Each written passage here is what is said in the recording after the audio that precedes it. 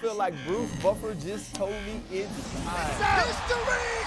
UFC history! Pittsburgh Steelers have won the Super Bowl for a sixth time. I think they're ready for a show. Why you late, bro? You have to be professional. We are now joined by the greatest. DC, you broke my heart. DC always hates on you on this show. So now, Ryan, after you and I punch each other in the face, you gonna sit back down and play chess? No. To be with one of the greats, talking about a great sport, you can't beat that.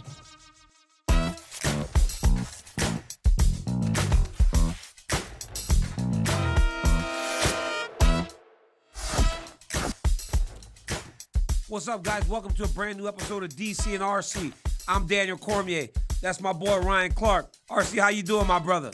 Good, brother. How are you, man? Before the show, you was eating some crackers. I saw you was a little famished over there, so I hope you're good over there in your polo. Yeah, I had to kind of, my blood sugar was low. I had to get something in You sound me. like them You know old what I'm people. saying? I blood eaten for a sugar little low. bit. RC, coming up on the show, we go head first into UFC 280 in Abu Dhabi. We also tap in and we tap out. But RC, bro, last night, you would not believe what I did. So, out of my gym, I do this thing called the Alta program, right? It's a warrior program where we take normal people and we teach them to fight. We take them for 20 weeks, RC. Seriously. Okay. Dads, mothers, grandmothers. It doesn't matter what you do. You can fight. Ryan, we had the finale last night. And my guys, we went 2-3. We lost 3 fights, 1-2. But, bro, one of my guys owns a construction company. He fights a guy that's a software engineer from the Bay Area, and they fought like a tough man contest. Ryan, battered and bruised. It was the most amazing thing I've ever seen in my time. They just, imagine this. Imagine this. Like, people fighting is crazy enough. Imagine fighting and only having 20 weeks of training to go out there and fight somebody. It was amazing, dog. DC, how long do they fight for, bro? Like, what are the rounds? How many rounds do you guys have? Like, because I already know, bro, like, I can't do nothing for 3 minutes or 5 minutes, right? Like, I can't do it. So to fight that long, how long are they fighting? RC, 3 2-minute rounds. But, like, everybody's exhausted by, like, the end of round 1. Like, so Right. That's when it turns into complete mayhem. It turns into complete mayhem. But, like, I had this one dad on my team that sons wrestle for me. And, bruh, like, it's funny to watch the fight happen. But it's in the lesson, RC. Because when we walked out, his 2 kids, right? He got a 6-year-old and he's got a senior in high school. Right. I almost started crying for the dude. Because he's showing his sons that anything is possible. He runs a department at the hospital. Like, he's like out there fighting with mixed martial arts gloves. Bro, it was the most amazing thing. That's dope. Just to watch these normal people go fight RC. RC, so essentially I want to tell you the story because if you want to fight, Ryan, listen. If you want to fight. Bro, no interest. Go and join. Ryan, listen, dog, just please. 20 weeks. You are going to be in better shape than the guy you're going to be matched up with. They're going to find you a 43 to 50-year-old to fight with 3 2-minute rounds. Ryan, go do it. Go do it, bro. Come on. DC, my luck, bro. I'm going to get some former college wrestler who was super smart and started his own business, right? You know what I'm saying? He's going to be 44. The fight's going to start. He's going to take me down immediately. And, dog, I got too many shows to do, too many dang jobs to be walking around with a dislocated shoulder. I'm not doing it. I'm not Tony Ferguson. I'm tapping right away. I'm not going to sit there and let you just yank on my arm and do all that stuff. So I think it's better for me, DC, to sit on this side and talk with you about the people that are inside the octagon, not try to get in there myself, man. And let's get to 280 before you try to get me on something else, or let's talk about Alexa, whatever we gonna do, because we don't need to talk about this no more. I got to get back on track. I'm trying to get you to fight, but the reality is you're already accepted in the MMA community, so you don't need a fight. But hats off to those guys last night that competed. RC, going back to last weekend. Saturday night, high-level fighters fought in the Apex as Alexa Grasso beat Viviane Araujo. But it's not in the performance, right? Because Alexa Grasso is a tremendous fighter. She can box. She's really good at what she does. She's going up to 125. she has been tremendous. And she is now showing that she is a true contender. 4 straight wins, all generally up at 125 pounds. But that leads, because when you have a dominant champion like Valentina Shevchenko, it really ain't about what you're doing until you become, can you fight or give Valentina a challenge? So even though Alexa won last weekend, the immediate aftermath, the question becomes, is this the next person to fight Valentina? And if that's the case, what chances do you give her with her style of fighting? I mean, you hear her say, she's saying, like, I wish I could have another main event with one of the other girls. I would like to test myself against somebody for 25 minutes before that fight. But if I have to go for the belt, then I would do it. I think everybody understands who Valentina Shevchenko is. And we go back to the last fight where I think it was it Talia Santos, DC? Where, Tyler Santos. Yeah, well, we saw Valentina Shevchenko in trouble for the first time against anybody not named Amanda Nunes. And when you're watching that, you're like, oh, is this about to happen? And then, that fight goes Valentina Shevchenko's way. And some people think that Santos may have won that fight. And so now you're figuring out, is it a style that you have to have in order to beat Valentina Shevchenko? Because we know Amanda Nunes, we consider her the MMA GOAT as far as it goes for females. But can Alexa Grasso continue to build her game, right? Continue to build her striking, understand her ground game a little more, and compete with Valentina Shevchenko? I don't believe she's ready now, DC. I believe if we make this fight now, she is dominated. She hasn't lost since fighting Carla Esparza, but that doesn't mean she's ready to step up to the level of competition that Valentina Shevchenko presents. Ryan, I think one of the truest things you said was round out the game. Because Tyler Santos did present problems. But Tyler Santos is huge. Yeah. And she wrestled the entire time. Yes. Alexa is just a top-notch boxer. Right. I don't know if she possesses the ground skills to do what Tyler did against Valentina. But here's what I love about Alexa Grasso is it seems like she understands that right now is not the time. It's very hard for fighters to really recognize, maybe not quite yet. She goes, let me get another 25-minute fight because if you know Valentina, the fights are long. Let me fight somebody else. Let me get more experience. And I believe because of the Tyler Santos fight, because of the way Santos fight the first time, she will get a rematch, and Alexa Grasso will get the opportunity to go out there and fight again and try to improve herself to the point that she can compete against what is 1B in Valentina Shevchenko, because if Amanda's 1A, Valentina's 1B. So it's a tough hill to climb. And for Alexa Grasso, there might be a little more work that needs to be done before we lock her in the octagon, one of the greatest fighters of all time. You know what, DC, though? I think that's the type of awareness that you need, right? Because you never know how many opportunities you're going to get or how many shots you can get at the belt. And if you are in that position and you totally bomb and it's not even a competitive fight, then the fans, the executives of the UFC won't necessarily be clamoring for you to get that opportunity again, especially when it's against such a dominant, historically great fighter like Valentina Shevchenko. But speaking of dominance, there's been no fighter that's been more dominant recently than Charles Oliveira. And he's fighting your boy. In your eyes. He's fighting in your eyes.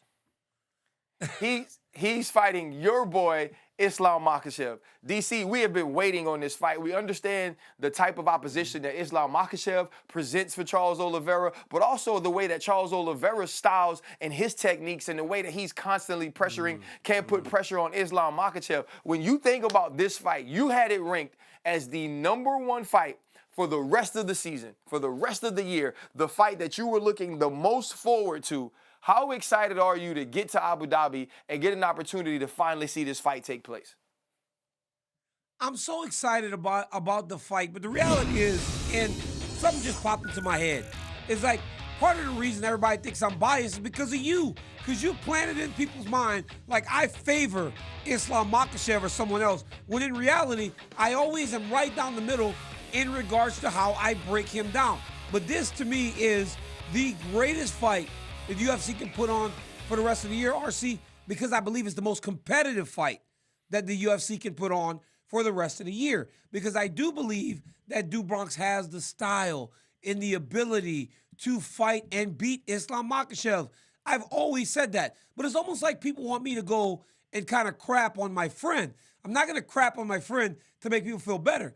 I believe and I'm confident that he can win the fight and become the champion. But I do recognize that this is by far the most difficult challenge that Islam Makhachev has ever had in his entire UFC career. And I'm not talking about just recently. Charles Oliveira, in the way that he is fighting right now, is as dangerous as anyone in the entire UFC. That's why this fight is so good, because for the first time in a long time, you feel like the guy that Islam's fighting has an actual chance to beat him, RC. DC, you know what I'm looking forward to seeing is the one thing that we know. Here's Khabib Nurmagomedov speaking about Islam. Islam is at his peak. I think that Islam is better overall. Of course, there are some potential dangers that we are working on where he needs to be careful. He's like, other than that, it should roll over. It should be like when you think about how confident everyone on Islam Makhachev's side is. Islam is confident. Obviously, Khabib Nurmagomedov, one of the greatest of all time, is confident. You're confident in his skills. I think sometimes that is misplaced, or we put that above how confident Charles Oliveira should be.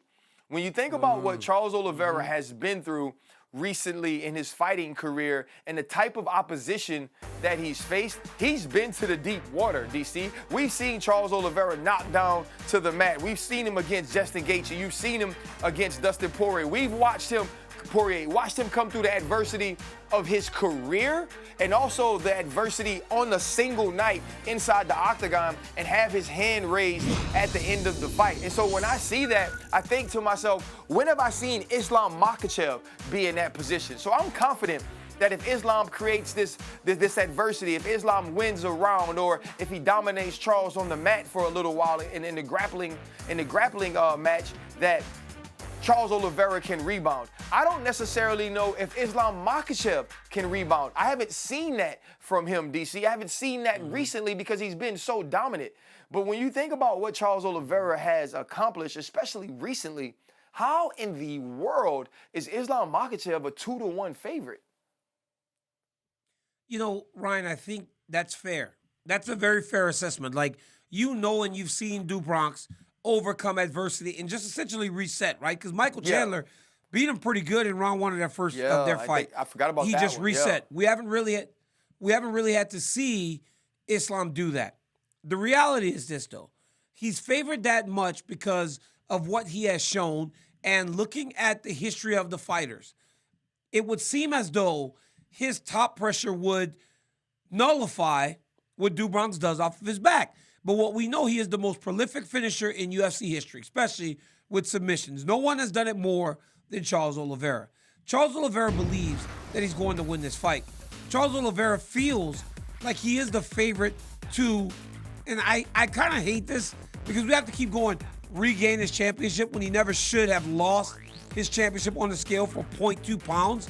But he feels he's going to regain his title this weekend in Abu Dhabi. But to me, I think the greatest asset of Oliveira is the confidence to go there, to go fight in Abu Dhabi, to be in a place which is essentially Islam's backyard, right? It's a massive Muslim community. They're supportive of the Russian fighters.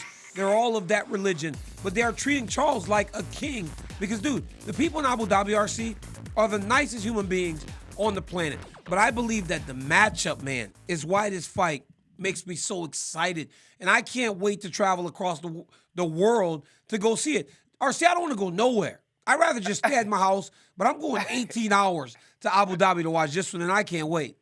Listen, that's going to be an 18-hour trip that I think is going to be well worth it. DC, just watching you on detail, listening to you during the fights, man, like you understand the techniques and the things that these fighters are thinking sometimes before we even see those things play out in the octagon. When you look at the styles of these two fighters and where they want this fight to take place, who do you think is able to impose their will the most and get the fight where they want it? And where is that going to be? Does this become a grappling match? Is it a striking match? I guess essentially, where does this fight take place? I think they're pretty evenly matched all around, if I'm being completely honest with you. But if there's any dominance, it would be Makhachev on top of Charles Oliveira. Right. Just not necessarily putting out a lot of damage on him, but nullifying him, keeping him still. And just as time passes, Makhachev takes him down. He's able to defend submissions and just kind of get ground and pound off where he can. I don't see a world in which Oliveira's on top doing with his jiu-jitsu skills. That for Islam is worst case scenario.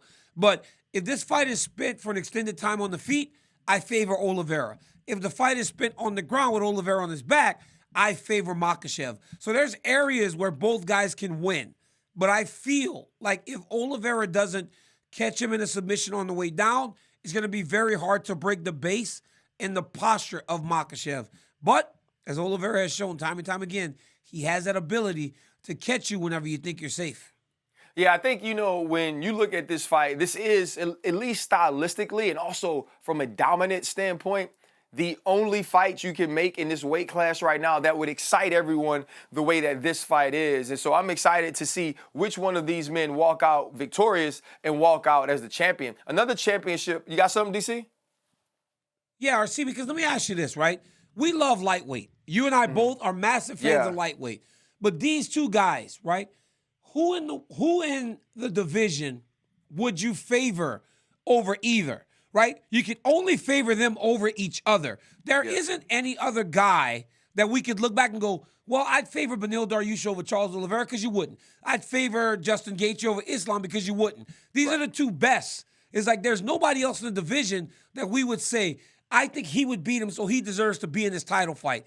These are the two best lightweights in the world, and that is why we're so excited. And for all that you're doing, I know that you're glued to the TV on Saturday night watching this main event. Hey, listen, I'm locked in. Listen, Jordan's playing in Stanford. We can't go because it's Logan's homecoming. So I'm going to be sitting at home, man, tapped in to this the whole time. And I think the point you made, though, is these are the two best lightweights in the world, and we wouldn't favor anyone over them. But here's what I think about it.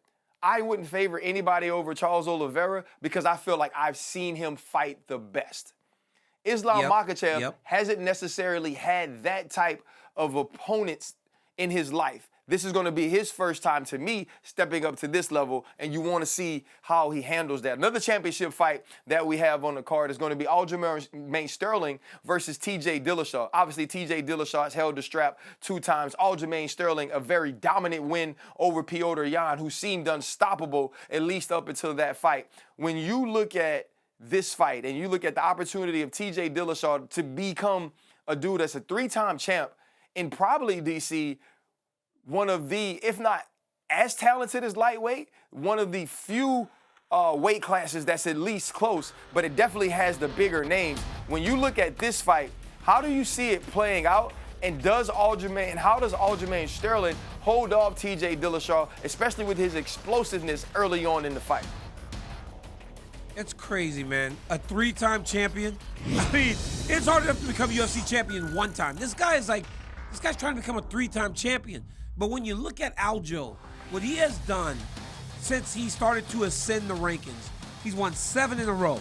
The only guy that's won as many is Merab Dvalishvili, who is his teammate and said he will not fight Aljo. TJ Dillashaw is right there at number 5. Look, when you look at the champ showed in the Petr Yan fight that he can impose himself on a guy that, RC, don't get it. He don't get imposed on. No, he doesn't. Yeah. But what was most impressive was that he turned that around after what Petr did to him the first time. Petr Yan embarrassed him that first time. When he got kneed on the ground and he won the championship in that way, Aljamain Sterling got embarrassed, bro. He was getting taken down. He was getting beat. It looked like he was about to get finished. He flipped that result in a very short period of time. 1 fight. It wasn't like he went and fought somebody else, gained his confidence. He went right back in there with the same guy that beat him in those ways and believed that the bad weight cut and everything else was such a factor that's why he looked in the way that he did. Won the first 3 rounds of the next fight and then ended up retaining his championship. The guy is amazing. He has tremendous skills, and the way that he can grapple with these guys, because he's so long, is a real problem. So if Aljamain Sterling can make this fight take place on the ground, he has a very clear path to victory over TJ Dillashaw. But as you saw in the Sandhagen fight, a returning Dillashaw looked as good as he's ever looked. Nah, he really did. And the Corey Sandhagen fight was one of those fights where we had to watch TJ Dillashaw really dive into the championship spirit. You mentioned Aljamain Sterling, and if he gets this fight to the ground, that's his way, or that's his avenue to winning. TJ Dillashaw, and listen, before we started this show, bro, I asked you, could you sing? And you said, dog, when have you ever asked me, can I do anything? And I wasn't the best in the world in it. And that's actually true. But also, like, that's a characteristic of a lot of championship athletes or a lot of high-level professional athletes. TJ Dillashaw has mentioned he wants to wrestle Aljamain Sterling. And when you think about him saying, this is the place I want to meet Aljamain Sterling, this is the place I think I can win, is that actually the smartest tactic or avenue to a win for TJ Dillashaw? You know, for TJ to say that, I think TJ is calling back to his days of wrestling. So Dillashaw, on paper, did more in wrestling than Aljamain Sterling. Yes. But what I will say is, Aljamain Sterling has been able to apply the wrestling in mixed martial arts a little better. Yeah. So for him to say, I want to go take this guy down, that's almost saying, our best skill, both of us, I feel like I'm better, so I'm going to go show that. I also believe that could be a little bit of him putting on, because that is the much more difficult path to try to beat Aljamain Sterling, is to engage him in wrestling, in grappling, when Dillashaw is such a phenomenal striker. Dillashaw has those things in the middle in his striking that could cause you problems, where he throws the high kick off the same side. He's moving all about the octagon. He's not a stationary target. So he seems to have those little things, those little details that could cause Aljo problems. But as you said, RC, a champion spirit sometimes needs to be challenged. Right. And if he challenges him in the area in which Aljo feels like he holds the advantage, how do you know it doesn't start to mess with the mentality of the Aljamain Sterling? But TJ Dillashaw believes, and like you said, all of us, every one of us that have accomplished great things, we're high thinkers. I think highly of myself, as do you, as do Dillashaw, as do Sterling. And these two are the two best bantamweights in the world at the moment. And another fight, I would have gone anywhere. Dude, they could have said the fight was in Africa. I was going to Africa for this fight card. Yeah, I think that's what's exciting about this fight, right? It's Aljamain Sterling. I mean, other than, I guess, the Petr Yan fight where he had the belt already, his first time truly defending the belt. And to have somebody as accomplished as TJ Dillashaw, and almost, DC, as disrespectful as TJ Dillashaw is. And I don't mean that he's talking disrespectfully, but it doesn't seem that he truly has a high respect for who Aljamain Sterling is as a fighter. And so when you look at that, DC, how can that sometimes either play into TJ Dillashaw going out and dominating because he has the confidence that he's such a better fighter, or maybe get him to a place where he's lulled to sleep and Aljamain Sterling can capitalize and get him on the ground and dominate the way he did, similar to Petr Yan? You know what that is, though, RC? It's like, think back to this. You guys always beat the Browns, right? So when you played the Browns, while you still took them serious, you know, hey, we're playing the Browns, right? These guys, their fans wear garbage bags over their face, you know, like they don't want to be seen. But here's the deal. TJ Dillashaw, when he was the man twice, Aljamain Sterling was already in the UFC.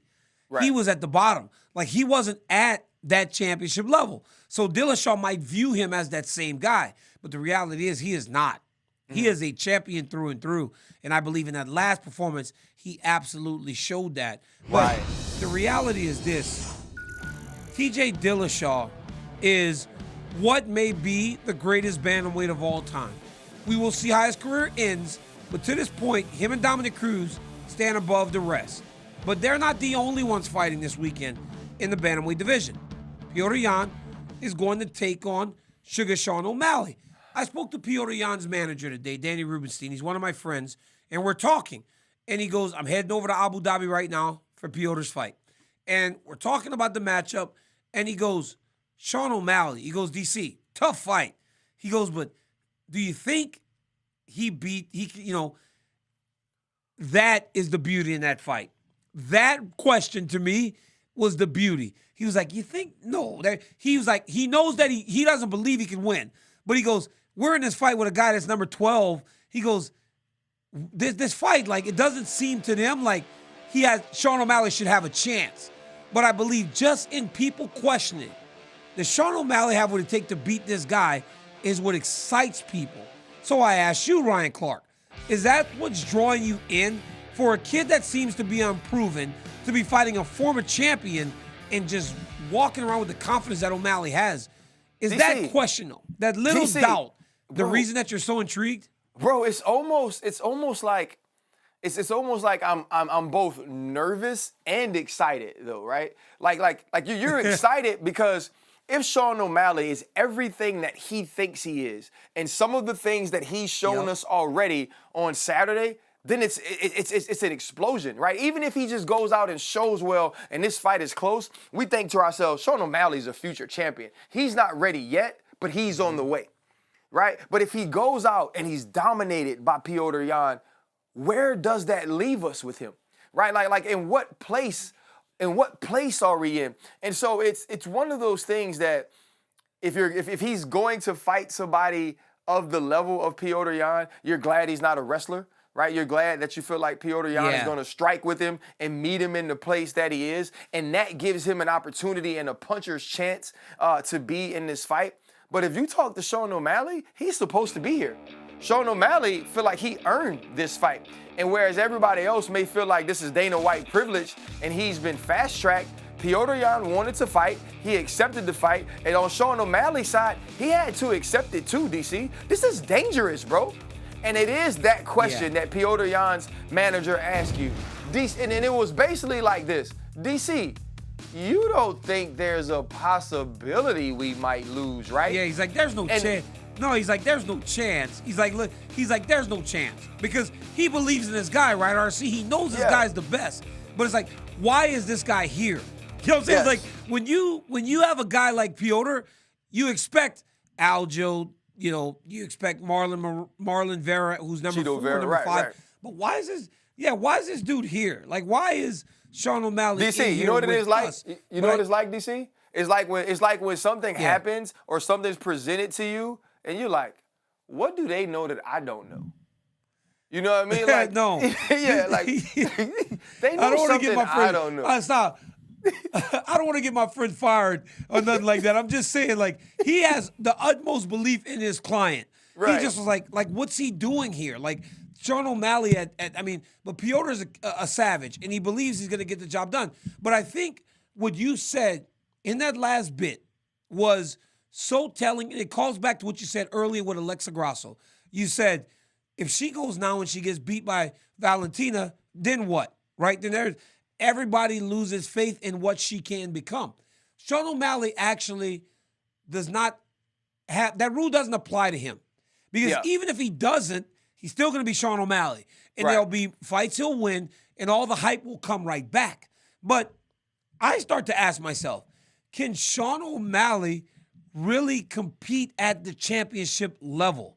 Because we haven't really seen a guy that tells you what he's going to do, goes out and does it. But we haven't seen him do that against a guy like Petr Yan. Because in his last fight against, I can't remember the guy's name he fought last time. He was a little bit hesitant to start against the number 10 ranked guy. With Pedro Munoz. Pedro Munoz, yes. With Pedro Munoz, he was a bit hesitant to start against the number 10 guy. So what do you expect his approach to be against number 1 when he's standing in front of Petr Yan? Well, first off, if I'm standing in front of Petr Yan, my approach is going to be like, hey, man, where you want to go eat? Because we ain't finna fight. That's the thing. Hey, that's the first thing. I think Sean O'Malley does display the ultimate confidence, right? Even like we had him on the pivot the morning after that, and we aired it that Tuesday. He felt like, okay, I was starting to dominate, but the significant strikes didn't really say it, and it didn't really feel like that in the arena. But to him, he was like, I was finding my range. He wasn't hitting me in my face. He didn't get any body shots. There were some leg kicks, so I was good. And he may start slow like that, but you can't do that against Petr Yan, because here's my thing. He's not going to do what Pedro Munoz did. He's not going to wait on Sean O'Malley. He's going to attack. He's going to strike early. We've seen him get up on so many opponents, and especially after Aljamain Sterling dominating early on in the fight. He doesn't want to be in that position again. So if Sean O'Malley thinks it's going to be a first round where I get to measure Petr Yan for 5 minutes and not take any damage, I don't believe that's an approach that can work in this fight. And I don't believe it was a lack of confidence that had him hesitant against Pedro. It was figuring out what I need to do to win this fight, how I can measure him. I just don't know if you have that type of time to assess against a guy like Petr Yan. Hey, let me ask you this question before we move on. Is Sean O'Malley, so Sean O'Malley has not seen a Petr Yan. Nobody at that level. But is Sean O'Malley something that Petr Yan has seen before, being that Petr fought Corey Sandhagen? Is Corey Sandhagen a version of Sean O'Malley with the spinning attacks, the same body style, the height, the reach? Do you feel like maybe that is something that's overlooked in the build to this fight, that he fought Sandhagen and he's seen this body before? Yeah, I think that he's seen that body type. He's seen someone that height with that sort of length that is a great striker. Also, the other piece of it is him understanding I can also win, right? And he's going to think to himself, Corey Sandhagen is a better version of Sean O'Malley. Corey Sandhagen is a tier below championship level. And so I think that helps Petr Yan in preparing for this fight as well. I think, and that's why they say that team at number 1 takes number 12, because you go, I've seen it before. I've seen it before. I didn't think about that. Because generally you don't want to fight down if you're going to fight someone that is as dangerous as Sean O'Malley. But Sean O'Malley's not the only prospect that is getting an opportunity to propel himself up in the rankings. Sean Brady is taking on Belal Muhammad. Sean Brady, who, my word, I forgot his name in the octagon one time, and I have apologized profusely because I had a brain fart. I was doing an interview. I'm asking this corner. They won't help me. I know who Sean Brady is, but I just had a brain fart. Dana even told me. Dana goes, it happens to me all the time. But on national television, how embarrassing. But Brady is taking on Belal Muhammad. Belal Muhammad, all he does is win, RC. People might not find him fun. People might not find him one of those guys that you got to rush to see. But he wins. And last fight, he beat Vicente Luque, a guy that everyone thought he would win. He would lose to. He beat him with a brand new style. So I asked the question, how big of an opportunity is this for Sean Brady as a 50-0 fighter finally fighting into the top 5? Because as you know, we always need new challengers at 170 pounds. DC, I believe this is huge, right? Because if you're Belal Muhammad, especially after the Vicente Luque win, and facing a guy who beat you before and winning in the dominant fashion that he did, he's trying to set himself up for a shot at the title. And Sean Brady is one of those, to me, one of those scary opponents, right? It's one of those things where, I'll fight down, but this is a guy that can win, DC. This is a guy, too, that other than you, everybody knows his name in the UFC. And so if he comes out and he's able to win this fight, propel himself into the top 5, I think it is a huge opportunity, but also, DC, an opportunity that he's prepared for, an opportunity that he's shown us every time he stepped in the octagon, he's ready to take on. And this could truly be one of the best fights on the card that we didn't get to talk about, or we haven't talked about until this point, because of how stacked this card is. But when you look at this fight, DC, where does the winner find himself after Saturday night? Well, that's the problem. I mean, everything is in flux now because of Leon Edwards winning the belt. If Leon Edwards didn't win that championship, the winner of this fight may fight for the belt because Kamaru Usman had beaten everybody else. Yeah. So it was like time for new guys. So everything's a bit up in the air now that Leon Edwards is the champion, knowing that Kamaru Usman's going to rematch him in an immediate rematch. Here's the beauty in this fight. You have two guys that share similar styles. Brady is a guy that can do everything. Belal also showed in the Luque fight he could do everything and truly fight behind a game plan. And when I talk about game plans, I know Belal has a great team, but he's been in Abu Dhabi for a while now. Habib is going to corner him in the fight. Habib will have his hands full. He's got Abu Bakr. He's got Umar. So that mean he gonna win, right? Sorry, he's got Zuba. So that means he gonna win. I'm not saying that means he's gonna win. So because no, I'm saying that he's doing championship work, RC. Fighting on the same night as a guy that you're in camp with, RC. You're trying to tell me Troy Polamalu didn't elevate your game. You trying to tell me that as close as you guys were, it didn't elevate your game. I'm saying that the work that they're all doing together is going to elevate Belal.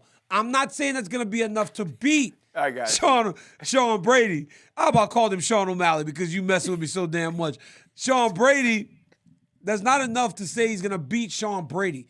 But I believe that he'll be prepared. And after watching a Luque fight, RC, I know that he can follow a game plan because he had to if he was going to beat Vicente Luque.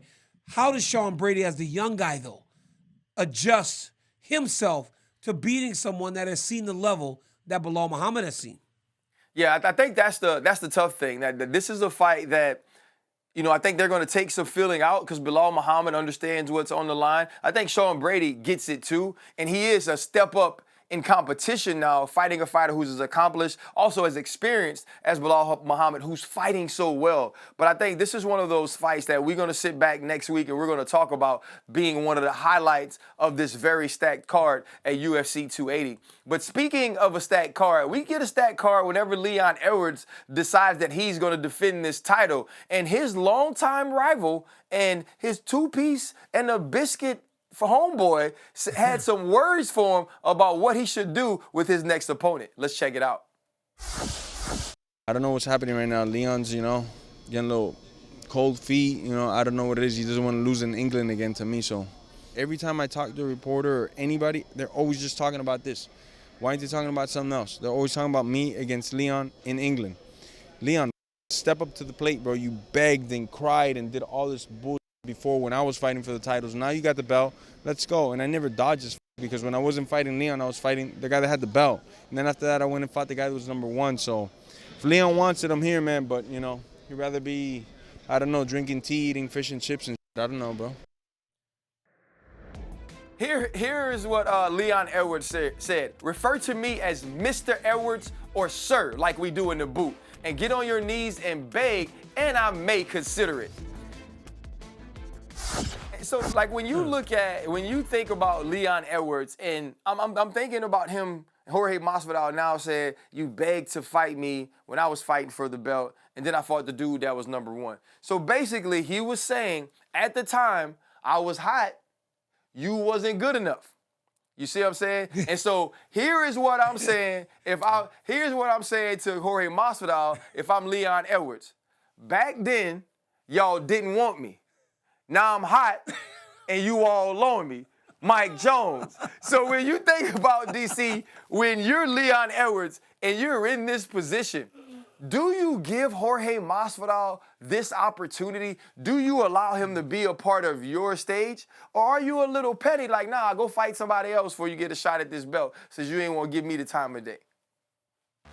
RC, let me tell you something. We talk about fighting, and they take our words at times and they just put them out there. Well, the other day, I show up at the Apex, and this I'm giving this as a foundation before I get to this Jorge Masvidal deal because I imagine at some point this may happen. I get to the Apex the other day. My son's wrestling in Vegas. I'm going to drop him off to go watch some fights with some of his teammates. As I'm walking into the arena, I guess Nate Diaz was leaving. He was in his car. So when Daniel and I got out the car, Nate Diaz and all his guys came up to me and he goes, Hamza beat me in a wrestling match. He wouldn't have beat me in a fight. But he was smiling. But I think Nate was coming at me about what I said on the show. Because you remember for a while, he had threw a little shade at me on Twitter. But he was nice, you know, said hi to the kids and everything. I imagine the same thing will happen when we see Jorge Masvidal. Because the reality is exactly what you said. When you were the man, you gave this dude no time of day. Yep. And I can imagine that if he would have won the belt, he wouldn't have given him the time of day because he didn't feel like he was good enough to fight him. Otherwise, they would have paid that whole thing off long time ago. Because that was a fight that was like, it was out there. It was delivered on a platter. You hit him behind stage. You guys are supposed to fight each other now. But it didn't happen. So to think that Leon Edwards would do it now is not I don't really know what to make of it because it just makes no sense. There's no logic behind Leon Edwards going, you know what? I want to fight the guy that's lost 3 fights in a row for my first title defense in my hometown. It just doesn't make any sense logically. And I don't know. I don't know what Masvidal's. Leon answered him. So I guess that's something, right? So maybe it's working. I don't know. Yeah, I mean, I think it's one of those things. Leon has to have some sort of thorn in his side about the relationship between those two people, but between himself and Jorge Masvidal. But now he's the champ, right? Like now he gets to make the decision. Now his name is on the marquee. He's fighting on the A side. If it's not Jorge Masvidal, though, DC, which I think would still be a big fight because people would want to see him at least destroy Jorge Masvidal if he had the opportunity. Who do you think Leon Edwards' first title defense should be against? Well, it has to be Kamaru Usman, RC. It has to. I mean, because of the way the fight was playing out, like, you and I were there. Like, you cannot win in that way with that dramatic knockout, even though when everybody thought you were losing, and then move on. It's got to be an immediate rematch, especially with what Usman had done to that point. Right. He's got to fight Usman. Now, unless Usman gets hurt, now Masvidal should stay ready because there is a world in which they're scheduled. Kamaru gets hurt. Edwards doesn't have an opponent for England, and they do with Masvidal what they did the very first time he got a title shot against Kamaru Usman. Right. He wasn't supposed to fight. You remember when he first blew up RC? He's like on the plane with the pizza, flying, stopped in Italy, had pizza before he went to. Yeah, so it's like, you got to hope for something like that if you're Jorge Masvidal because there really isn't any world for him to earn a title fight right now. I think he should fight somebody else, and I think it should be Gilbert Burns because if you beat Gilbert Burns, that's another big win. Now maybe we can start talking about you deserve a title fight. I agree. And listen, for me, it's a fight I'd watch, I'm going to be honest, but I also watch all the fights. And so this is on Leon Edwards getting an opportunity to pick his first title defense and actually wanting it to be epic as he fights in his hometown. But you know what time it is, DC. We've been rolling pretty good, but when we get going, we got to get Jake on the guy mic. Corporate Jake, what we got? Tap in or tap out? Guys, last week, Charles Oliveira posted videos of himself choking out a full-grown lion. This less than a week out from his title fight in Abu Dhabi. So DC, tap in or tap out strolling around with a lion? I tap out because I'm scared of it. I would never do that. I mean, but that lion hair yellow like Charles Oliveira's hair. Look at how Dubronk's walking too, right? Like when we saw Dubronk's in Vegas, I was like, oh, this dude strolled like a champ now. Yeah. He's a big dude.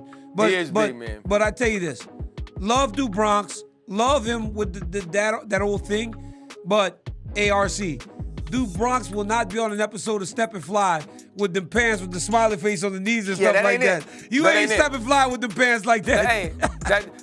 That's some championship jeans. You can only wear those when you about to be the champion again. But I definitely tap out on this. I don't really like dogs like talking about, bro, because I feel like dogs can't tell me when they mad at me. Like, humans, they're like, hey man, I'm gonna punch you in the face, and I know you're gonna punch me in the face. A dog just bites you. So what the hell a lion gonna do? I'm not hanging. I just watched that movie Beast with Idris Elba, and he fought the lion. I'm not fighting the lion. Is it good? Is it good? It was actually pretty good. It's kind of far-fetched though, because he does fight the lion in hand-to-hand combat. Corporate Jake, what we got? Over the weekend, both Caleb Plant and Deontay Wilder won their respective matches via vicious KOs. RC, tap in or tap out, Plant's KO was more decisive than Wilder's. Ooh, I tap in that it was more decisive. Like Deontay's punch was one of those punches that you was like, oh wow, like that knocked him out. Whereas Caleb Plant's, he said like he was like the war. He put like the war is greater than the build-up or whatever, and that finish was definitely greater than the build-up. I go with Caleb's knockout over Deontay's. I do. I tap in. Caleb Plant's knockout was better because Deontay Wilder throws punches at odd angles at times. So when they land, it doesn't seem like they should do the damage that they do. Exactly. But the way Caleb Plant turned into that left, he turned into that left hook so nasty, it landed clean and the dude fell flat on his back. It was Caleb Plant, man. Look at that. He went body shot left, Left hook up top. That's how you draw it up, DC. You actually coach what Caleb Plant did. He did everything perfectly. All right, guys. The infamous Hasbulla announced last week that he has signed a contract with the UFC. He said details will be revealed by the end of the year. DC, tap in or tap out on this UFC Hasbulla partnership. I love the Hasbulla partnership. Look at that right hand, though. He liked to punch with the front of his hand. ARC, he got power, too. He got me in the jaw one time. I was like, this dude, he liked to turn on them punches, man. He got me in the jaw one time. He hit pretty hard, too. Hey, I tap in on this just because I believe dude is entertaining as hell. And so whatever he's a part of, I'm willing to watch it. So I hope he does something that we can all enjoy. All right, guys, finally, the rematch between Yuri Prochazka and Glover Teixeira for the light heavyweight title looks to be set for the final pay-per-view of 2022. However, as of now, it is not listed as the main event. So, RC, tap in or tap out on our own Daniel Cormier coming out of retirement to face John Jones for the interim heavyweight title as the main event. I tap all the way out on that. I'm so out on that. Listen, hey, there's a point in life, Corporate Jake, where we become husbands and dads. And when you get into that point of life where it is not just about the fact that I'm a fighter or a football player and a husband and a dad, it's the fact that I'm just a husband and a dad. That's it. And that's where DC is in life. That's where I am in life. My dog has accomplished everything he needed to accomplish. I tap all the way out on him going back to fight. And I love doing the show with him. Are we going to do the show from his fight camp? I mean, sheesh. RC, tap out. Look, hey, listen, RC, when you realize you can make money without tackling people and getting punched in the face, it's a whole new world, ain't it? It's like, well, I can make this amount of money without actually fighting. Like, I ain't got to go back and fight, man. Get out of here, man. I'd rather go referee some WWF or whatever. I was in WWE. I'd rather go referee and do all kind of other stuff, man. Let's go, man. No way. Look at that RC. belly. You look terrible in that uniform, by the way. Ugh. Oh, RC, look at. Hey, oh my God. That ball looked like he been spending 2 years on the golf course. Hey, you look like a dad. Like, that's a dad bod, bro. You need to get a mini man. Carl Winslow. Hey, Carl Winslow. When they call you Carl Winslow, that joke funny as hell, dog. Hey, Carl Winslow was in Die Hard, too. He was the cop in the first Die Hard. Is Die Hard a Christmas movie?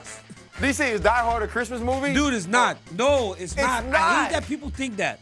Why do people say Die Hard's a Christmas movie?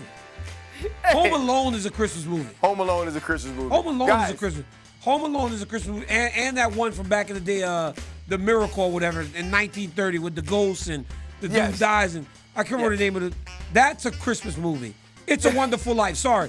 It's a Wonderful Life is a Christmas movie, not Die Hard. Guys, every Tuesday, YouTube, ESPN 2 at Eastern, midnight Eastern now. Catch DC and RC as we discuss Christmas movies, Halloween, The Pivot, everything else that we're doing, NFL Safe travels, Live. my guy. I'm kind of mad because, hey, you're being a little arrogant since Touchscreen Tuesdays. So I'm starting to thumb down every Touchscreen. It's fire. It's fire. I'm just hating. Touchscreen. Hey, it's like detail on drugs. It's really crazy. We enjoy it. Hey, we love y'all. Keep tapping in, man. We appreciate the support. Y'all be good.